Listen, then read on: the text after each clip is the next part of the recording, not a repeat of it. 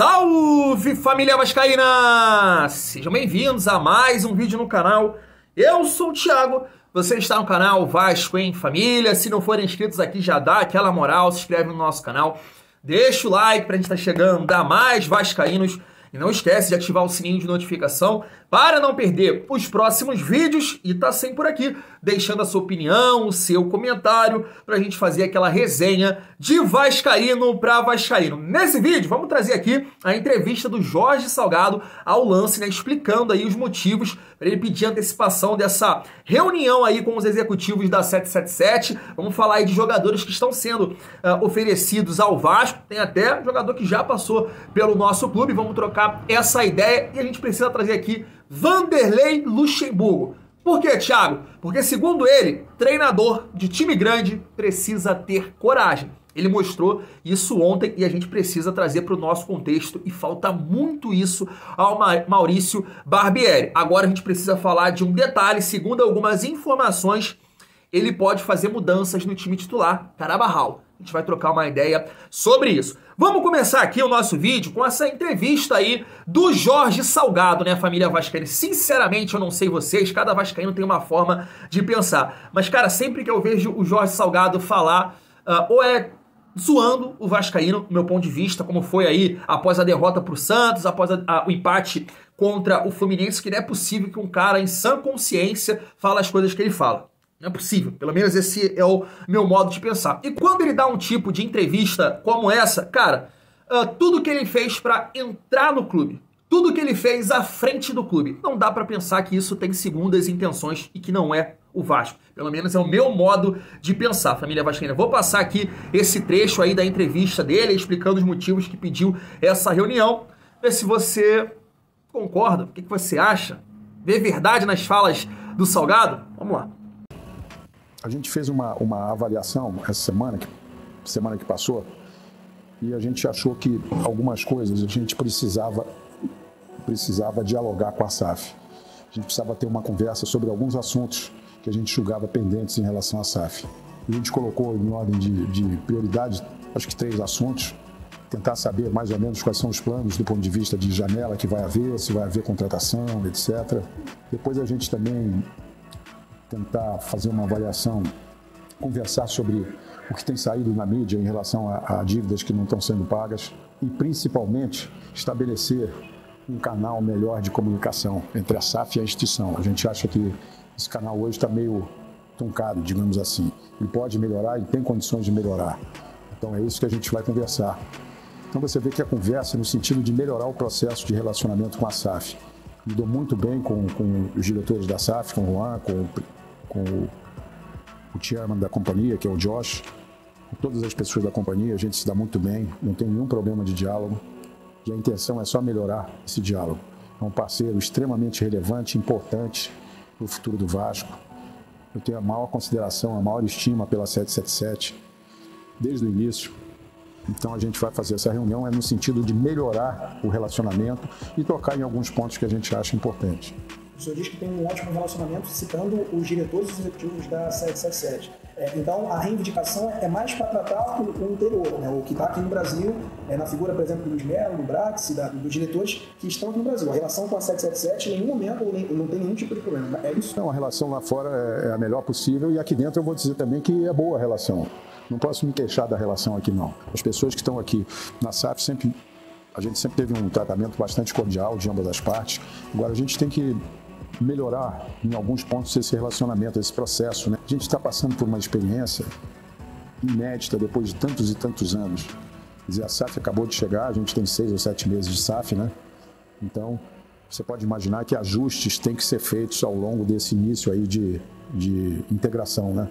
É isso que a gente está buscando para melhorar essa integração. Aí, vamos supor que realmente ele esteja preocupado. E tem motivos para isso, né? E aqueles torcedores que ficam, opa, calma aí, não é normal, faz parte do processo. Se realmente a gente vê verdade nas palavras do Salgado, coisa que eu não acredito, há uma preocupação. Com certeza, porque as últimas notícias que aconteceram em relação a atraso e também a busca por reforços, opa, peraí. E tudo que eu prometi aí à torcida do Vasco, eu bati no peito, falei que era vocês, não dei opções aí para outra empresa, pelo menos não divulguei que outras empresas queriam comprar o Vasco, bati na mesa e falei, a 777 é o caminho do Vasco. Engraçado quando ele fala parceiro do clube. Não, não é parceiro do clube, eles são donos do futebol do Clube de Regatas Vasco da Gama, né, Jorge Salgado? E aí, cara, pega aqueles jornalistas ou pessoas que trabalham na mídia, e eu fico muito revoltado com isso quando eles começam a falar que o torcedor do Vasco é iludido. Ah, quando transforma em SAF, o torcedor é iludido.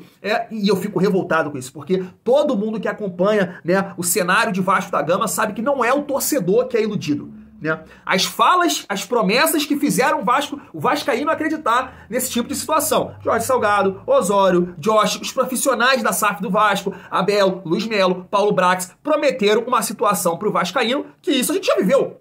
A gente já viveu isso. Todo esse sofrimento na zona de rebaixamento, entrar cada jogo, encarar cada rodada do Campeonato Brasileiro sem aquela perspectiva de vitória, isso todo mundo já tá calejado, já vivemos bastante isso. Agora, a promessa é que essa realidade o vascaíno não viveria mais. E estamos vivendo. A gente pode pontuar aqui, os salários estão em dia, o Vasco não faria contratações como Jair, Léo, Piton, Pumita, Léo Jardim. Irmão, mas a gente quer ver resultado.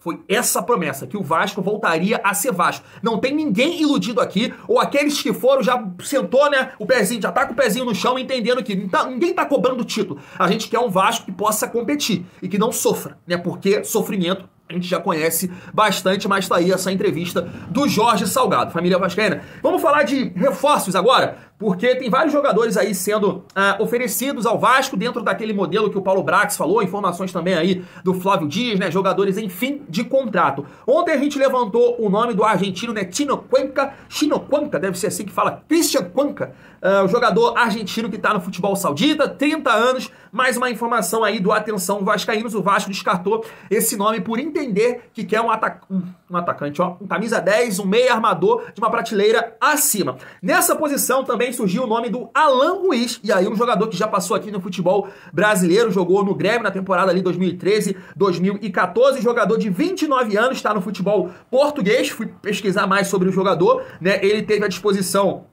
no Campeonato Português em 31 vezes, as 31 ele foi titular, jogou 40 jogos no campeonato, entre Copas e Campeonato Português, fez 4 gols e 4 assistências. E aí eu fui logo ver também, porque o Vasco tá buscando um jogador que tá brigando pra não cair, né, que é o caso do Serginho lá na Turquia, não. Mas o time dele aqui, o Arouca, terminou na 5ª colocação do Campeonato Português. Gostaria da ajuda de vocês, porque não conheço o Alan Ruiz, por mais que ele tenha passado aqui no futebol brasileiro, né. E como eu disse, o contrato dele se encerra agora, no dia 30/6 de 2023. Entendendo aqui a justificativa do Chino Cuenca, acredito que o Alan Ruiz também não se encontra nessa situação. O Vasco que é um jogador de uma prateleira acima, né, a família vascaína. E aí, surge o nome também do jogador que já passou pelo Vasco numa função que realmente o Vasco necessita, né, que é um primeiro volante, pode fazer também a de segundo, mais a de primeiro volante, né, que é o Rafael Carioca, né, fez 47 jogos lá no Campeonato Mexicano, entre Copas, é um cara que é titular lá no Tigres, né. Eu gosto muito, cara, do Rafael Carioca, acho muito bom jogador, é um cara que tem uma qualidade com a bola no pé, não é aquele cara que só marca, sabe preencher bem os espaços, tem experiência, né, ele tá com 33 anos agora, mas se você pegar a característica do Rafael Carioca, quando ele jogou tempos atrás no Vasco, ele já não é aquele meio-campo volante de tanta mobilidade. É um cara experiente, que sabe preencher os espaços, toma bastante bola, é bom jogador. Agora, entendendo o meio-campo que o Vasco tem, né, por exemplo, quem seria a dupla de volante? Rafael Carioca e Jair, eu fico muito preocupado com a recomposição do Vasco, né? Daquele ponto A para B, fazer uma recomposição aqui, cobrir um lateral, cobrir um zagueiro, porque são jogadores que não têm tanta velocidade assim. E a gente está vendo os gols que o Vasco toma contra o Bahia, contra o São Paulo, a dificuldade que o Vasco tem para recompor, né, tá ali na fase ofensiva, voltar para a fase defensiva. Então, por mais que eu goste do Rafael Carioca, entendendo as peças que o Vasco tem hoje no atual elenco, não sei se seria uma contratação ideal nesse momento. Para compor elenco, para entrar no lugar ali de algum jogador, não ser ele e o Jair, Talvez, né? Mas se for o time, a dupla de cabeça de área aqui, Rafael, Carioca e Jair, eu, pelo menos pensando na condição física, não acho tão interessante assim não, mas gostaria da opinião de vocês, família vascaína. E pra finalizar o nosso vídeo, a gente viu ontem, né, o Corinthians com toda a dificuldade que vem tendo, mas aí já vem de 2 vitórias, né? E aí o Paulo Brax segura o Barbieri 11 jogos sem ganhar, né? É brincadeira, mas sem tempo nenhum.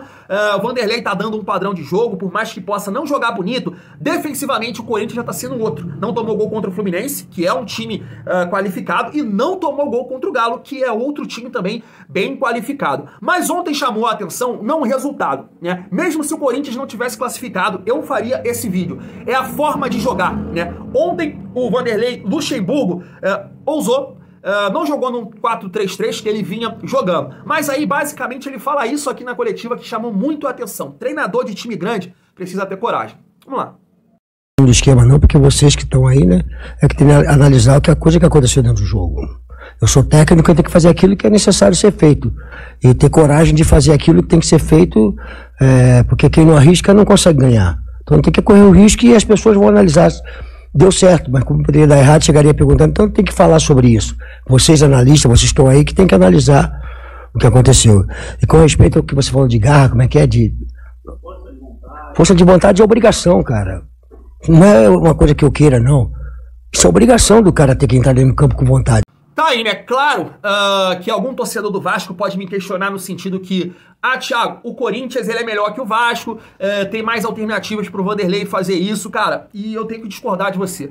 Acho que o Corinthians tem 2 jogadores ali acima da média, um tá numa condição física não ideal, né, que é o Renato Augusto. Mesmo assim, cara, joga muita bola, e o Roger Guedes. E acredito que se você for tentar alguma alternativa, né, tática, o Vasco cabe, eu acho, o 3-5-2. Inclusive, muito torcedor do Vasco pede isso, né? Pode ser ali o Miranda, Capasso e Léo, Bambu, Capasso e Léo na zaga, dando liberdade pro Pumita e pro Piton. A cabeça de área nesse momento seria Jair Barros, né? Poderia dar uma oportunidade aí pro Orediano nesse sistema de jogo, já que defensivamente você estaria mais equilibrado. Então, o Vanderlei, sem tempo, jogando quarta, domingo, conseguiu uma alternativa tática, coisa que Maurício Barbieri, ele insiste o tempo inteiro com esse 4-3-3, 3 volantes, sem um jogador mais à frente, de mais característica ofensiva como terceiro homem, né? O Peck pelo lado direito, o atacante aqui pelo lado esquerdo, não alterna os 2 jogadores para tentar com a perna boa, chegar mais, fazer mais jogadas de fundo pro Pedro Raul. Você não vê nada de diferente no time do Maurício Barbieri. Mas, segundo uma informação do Atenção Vascaínos, no vídeo deles de ontem, estava acompanhando aqui na Net Vasco, pode acontecer uma mudança, né? Que seria Carabarral no lugar do Galarça ou do Barros. E a gente vem pedindo isso aqui, vídeo após vídeo. Pelo amor de Deus, Maurício Barbieri, segura 2 volantes e bota um jogador mais à frente com característica ofensiva. Eu vinha pedindo o Teixeira, né? O Orediano, antes dele dizer que não quer jogar por ali. E tudo bem, cara. Aqui, e aí, eu te prometo uma coisa. Isso é eu, Thiago, torcedor do Vasco, falando. Tenho certeza que muita gente não vai discordar de mim. Mas se ele fazer essa mudança aqui, colocando 2 volantes, o Carabarral mais à frente, cara, eu prometo que eu não vou encher a porra do saco dele. Eu prometo que eu não vou criticar ele. Eu acho que ele tem que ser demitido pra ontem. Mas ele tem que testar alguma coisa diferente pra também jogar a responsabilidade em quem montou o elenco. Então testa alguma coisa diferente. Eu prometo que na segunda-feira eu não vou encher a porra do saco dele se ele testar o Carabarral ali mais à frente. Quem sabe o Eric Marcos pelo lado esquerdo. Alternar com o Peck, alguma coisa tem que acontecer, Maurício Barbieri, porque como o Vanderlei disse, coragem, irmão, coragem, é isso que falta no Maurício Barbieri, talvez à frente do Vasco, aí fica nessa mesmice, acreditando que o entrosamento vai acontecer, e não vai, tua ideia de jogo, o teu modelo de jogo não se adaptou com o time que o Vasco tem nesse momento, talvez com os reforços possa acontecer, pode, mas nesse momento não aconteceu, então cabe ao treinador tentar alternativas. Família vascaína, se você gostou do vídeo, deixa o like, tamo junto, é muito bom ser Vasco.